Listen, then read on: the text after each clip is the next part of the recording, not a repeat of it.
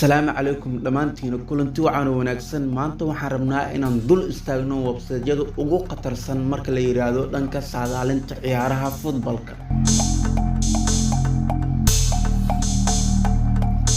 Website-kani wuxuu ka mid yahay website-yada ugu khatarsan ee saadaaliya ciyaaraha footballka iyo ciyaaraha kaleeto ee dunida laga dheelo.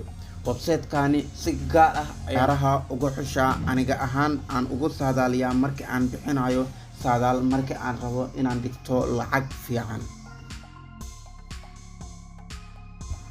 waxyaabaha kaleeto aan website-kan ku xushay ee website-yada kaleeto ugu dheer yahay ama ugu indha dheer yahay waxaa ka mid ah horyaalka Soomaaliya ayaa ku jiro website-kani.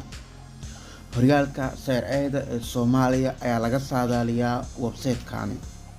kulan walba ee laga dheelayo horyaalka Soomaaliya saadaalintiisa halkani ayaa lagu soo daraa. waa waxyaabaha uu ugu dheer yahay website-yada kaleeto. sidoo kaleeto website-kani waxaad ka helaysaa ciyaarta live-ka u socoto saadaalinteeda. Ukraine iyo qarankan kaleeto website-kani horey wuxuu u saadaaliyay kooxda ama teamka qaranka home-ka ah inuu badi doono oo Ukraine uu la jeeday. haafka hore ama kambiyaha koowaad Ukraine ayaa qaranka kaleeto 2-0 ku marsiisay kambiyo. website-kana hore ay u saadaaliyay. sidoo kaleeto ciyaarahan halkan kaaga muuqdo waxay u socdaan qaab live ah. waxa halkan kaaga muuqdo waa ciyaarihii la soo dheelay xalay iyo shalayto. ciyaarahani waxaa lagu kala saarayaa kubi qaldamay iyo kubi saxmay.